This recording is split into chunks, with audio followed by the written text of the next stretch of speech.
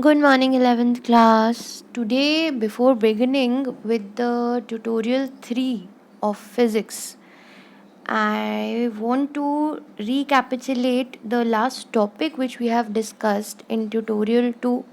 So, this will be a recap tutorial of the second tutorial which we had discussed yesterday.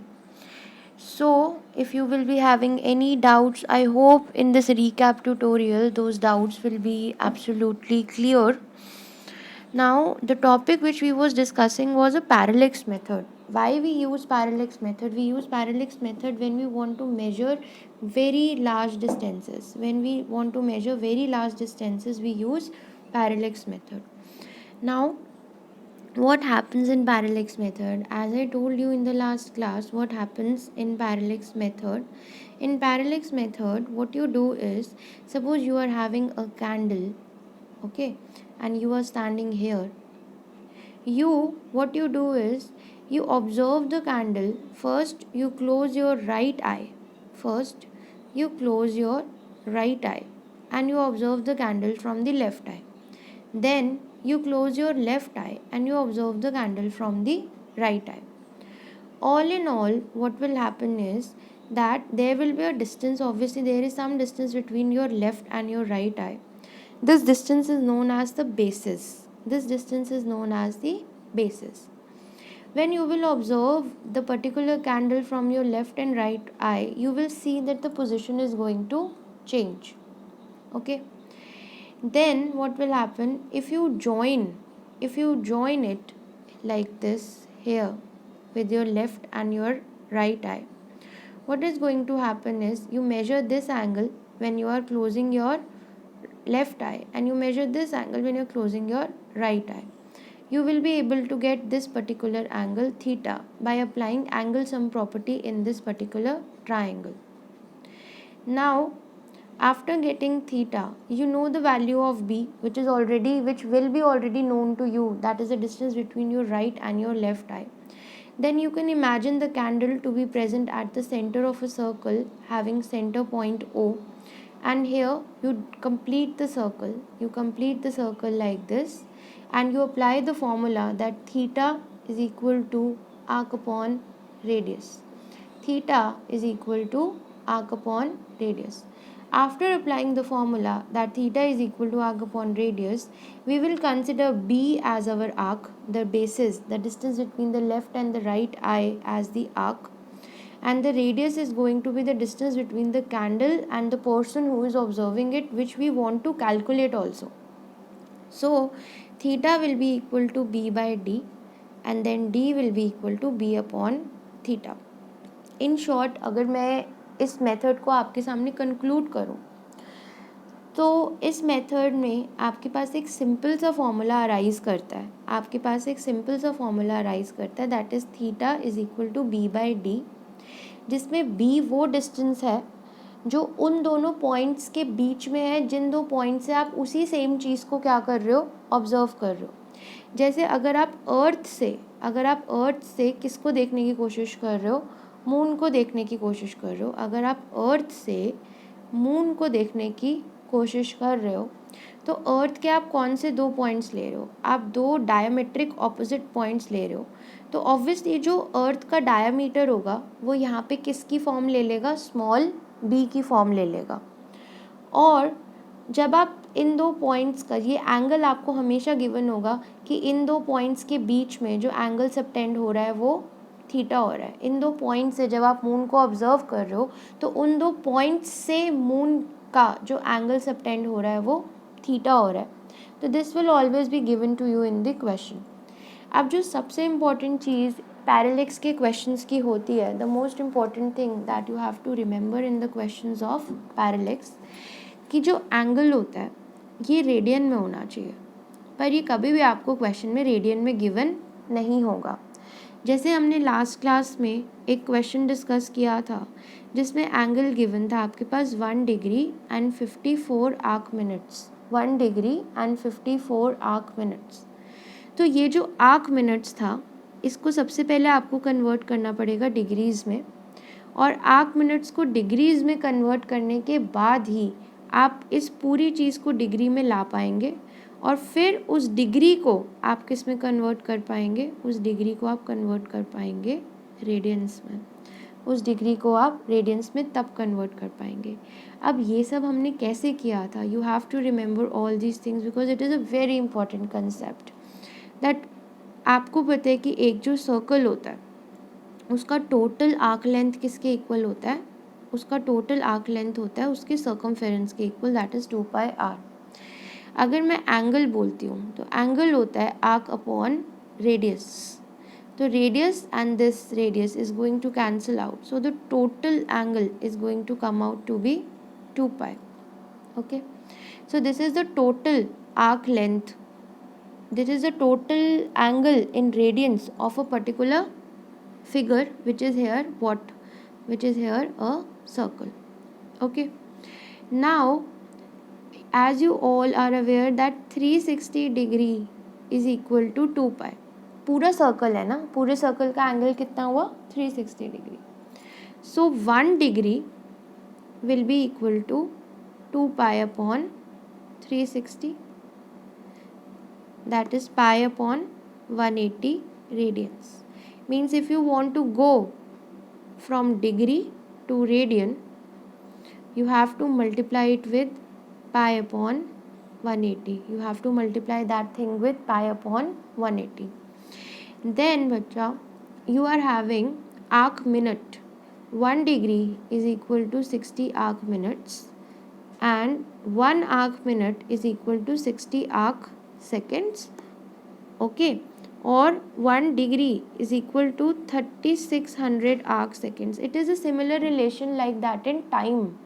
Time में आपके पास क्या होता है, time में आपके पास 1 आवर जो होता है it is equal to 3600 seconds and 1 minute is equal to 60 seconds, this is how it works. So जो क्वेश्चन था लास्ट क्लास में, जो हमने क्वेश्चन देखा था 1 डिग्री एंड 54 आर्क मिनट्स, हमने ये क्वेश्चन देखा था. तो जो 54 आर्क मिनट्स है इसको डिग्री में कन्वर्ट करना है हमें सबसे पहले. तो how are we going to do it, 60 arc minutes is equal to 1 degree, so 1 arc minute will be equal to 1 upon 60 degree, so 54 arc minutes will be equal to 54 upon 60 degrees. Now what is 54 upon 60? 54 upon 60 is 0.9 degrees. So 1 degree 54 arc minutes will become equal to 1 degree plus 0.9. So it will be 1.9 degrees. Now that you have got your angle as 1.9 degrees, what you are going to do is you are going to convert it into radians by multiplying it with pi by 180. When you will multiply it with pi by 180, your answer will come out to be 0.33 radians. Your answer will be 0.33 radians. Okay. When your answer is going to be 0.33 radians, now finally what all we are having, you can see here, finally you are having your angle in degrees, that is 1.9 degrees, and finally your distance, that is the basis, is given to you as diametric points के बीच का जो distance है, that is given to you as 1.276 into 10 to the power 7 meters. अब आपको formula पता है, ये हमें रेडियंस में मिल गया 0.33. अब आपको फॉर्मूला पता है that d is equal to B upon theta, तो b भी आपको पता है, थीटा भी आपको पता है. आप इस फॉर्मूला में पुट करो, एक सिंपल सा डिवीजन अप्लाई करो, तो what is going to be the answer 38.54 into 10 to the power 7 meters. 38.54 into 10 to the power 7 meters. This is how we solved the questions related to parallax method. This method is a little confusing. That is why I have taken up one more tutorial on the same topic. Now let's come on the next page. What is this? This is range of lengths. There are certain special units when we are measuring very small lengths like Fermi, angstrom.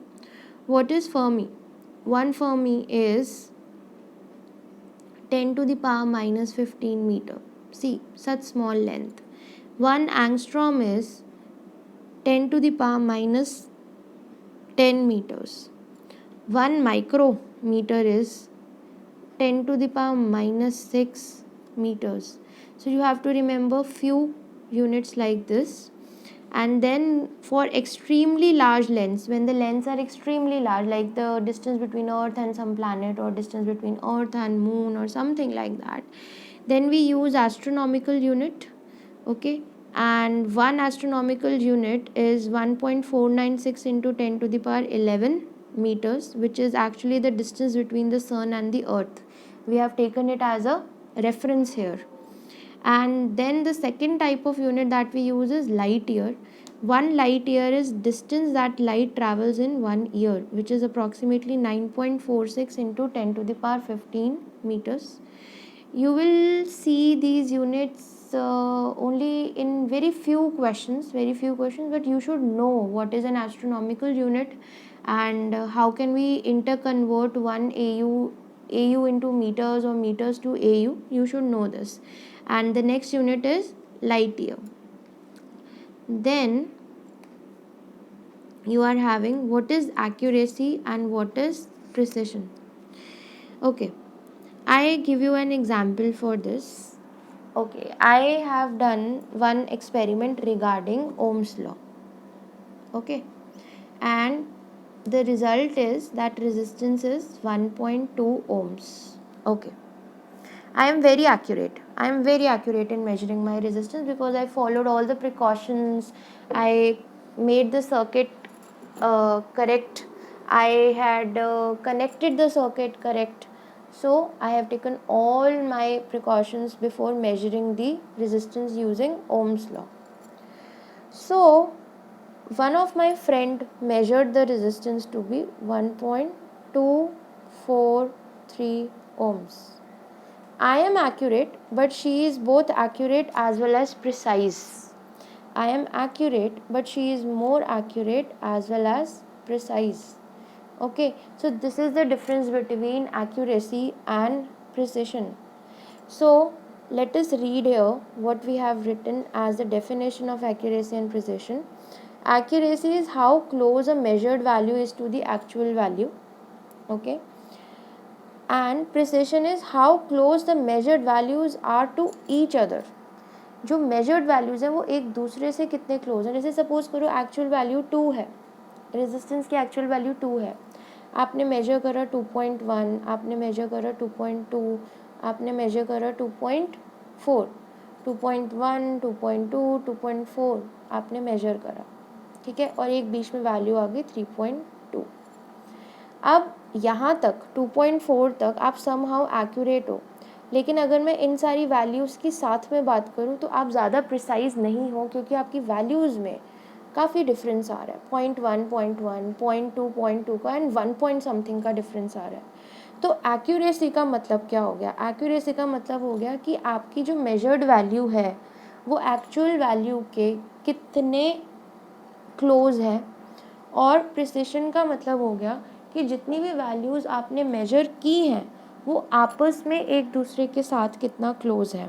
This is the difference between accuracy and precision. And before concluding my recap tutorial for the tutorial number 2, and I will show you what we have done till now. What we have done till now is, what is a unit? Any reference standard which is used to measure a physical quantity. Then there are basically two types of units. One is a fundamental or base unit, and one is a derived unit.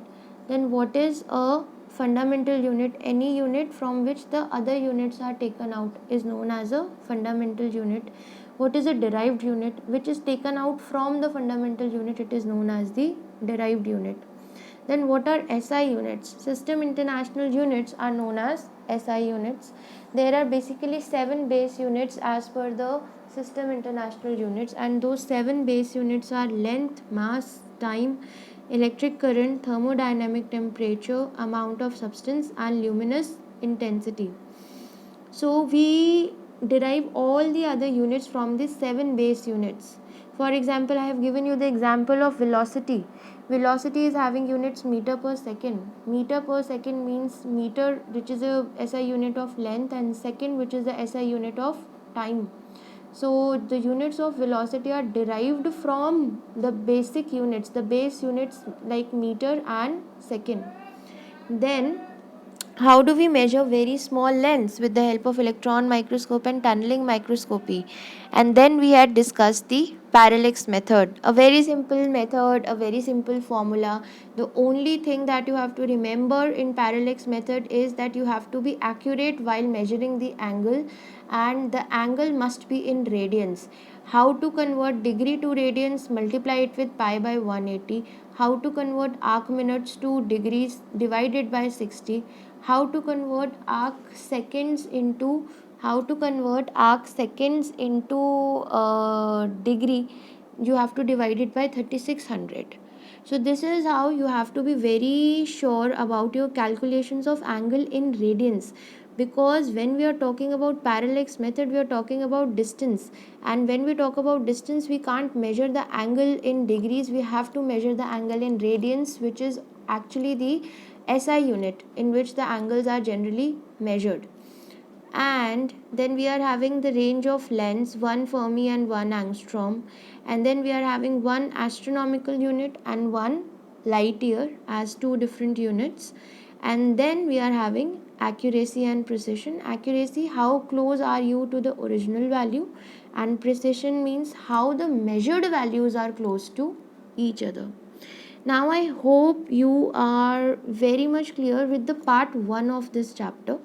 This is the part 1 of this chapter. As I told you, I am going to divide the chapter into 4 parts. This is the first part of the chapter, and the first part of the chapter is being recorded in 2 tutorials. One was the introductory tutorial, you can say, and one is now this recapitulation tutorial. In the next class, I will be starting with the errors in measurements, and till then, have a good day and bye.